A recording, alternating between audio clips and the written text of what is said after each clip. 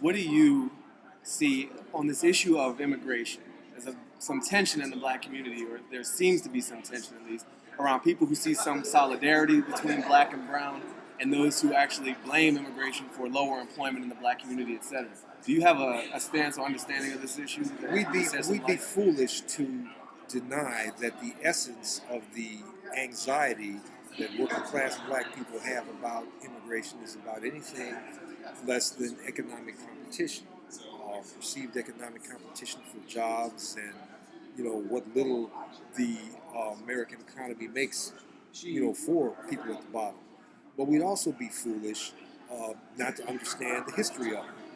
The last Democratic president that we had was Bill Clinton.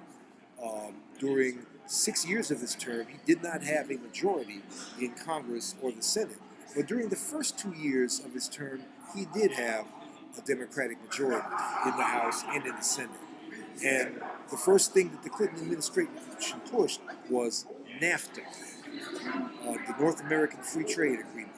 A majority of Democrats voted against it, but it was the only issue that Bill Clinton actually picked up the phone and called every Democrat in Congress and said, what do you need to vote for this? What do you need to be on board for this? He did that.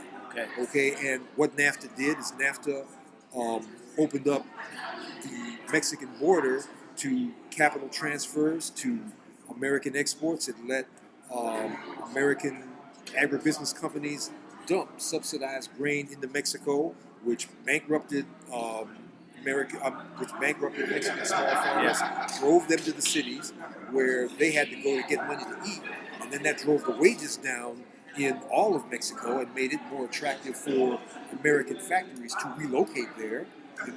At which time also NAFTA and NAFTA-like policies actually brought into existence U.S. government officials whose job it was, if you were a factory owner, to advise you on what to do to move your operation to the border area, to move your operation to a maquiladora. Our tax money actually paid to relocate, to accelerate that process and move those jobs. And then once we drove all those people off the land in Mexico, you could only stand in the city for so long, in some Mexican city for so long, starving, before you have to come here to eat. So it was American policies that emptied out the Mexican countryside and brought those people here in the first place. They didn't choose that. They did well, Democratic and Republican. They were pretty bipartisan on that. But those people did not choose that. Okay, you know where you're from and you know where you're living. You know that you would not likely walk 2,000 miles to a place where they don't speak your language and don't like you to try to work for a wage that, is barely better than nothing, so you can send it back. So those people are pawns. So, and most black people do realize that. Most black people do realize that, although we're getting bombarded with propaganda where whites want us to be like them, and they want us to be partners in hating on Mexicans. They're manipulating the prison system in, especially in places like Texas and California, toward that end, and they're manipulating black and Latin gangs toward that end, and it's having some headway, but our boat can't rise unless the boats of everybody in this situation rises. So most black people do know that, and they are amenable to that message. That the only, what makes Mexicans attractive laborers for a boss is the fact that they can't get organized. They can't demand their rights. They can't do this. They can't do this. So if everybody has the right to complain, if everybody has the right to unionize, if everybody has the right to organize and go out on strike, then all of a sudden there's going to be no competitive advantage, and all of us will be better off. So that's the way we got to go. And our Democratic progressive leaders, they didn't stand up for, there was a bill in Congress that would have made it much easier to organize a union. All right? And the Republicans threatened to filibuster it. But all they had to do was threat. They didn't actually pull the trigger. Well, they didn't have to pull the trigger because the Democrats say, "Oh, you're going to filibuster? Oh, okay, we'll withdraw the bill. We'll go home."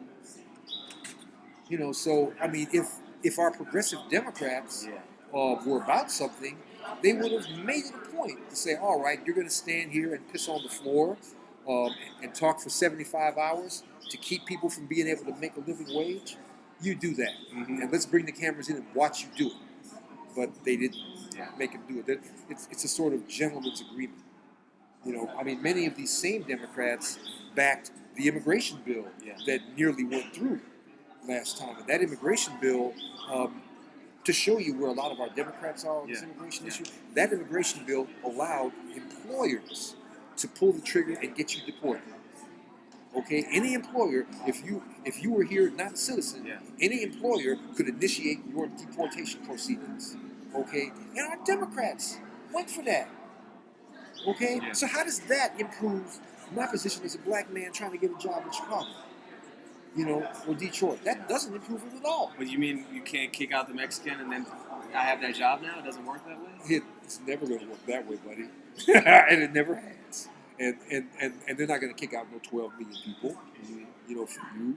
And what they do want you to do is they do want you to applaud while they make life impossible for those folks and drive them further down, and drive their wages further down, make them more desperate, so they'll compete with you. Okay, and you're not going to get anything either. If they deported all the Mexicans, they're not going to give you for that.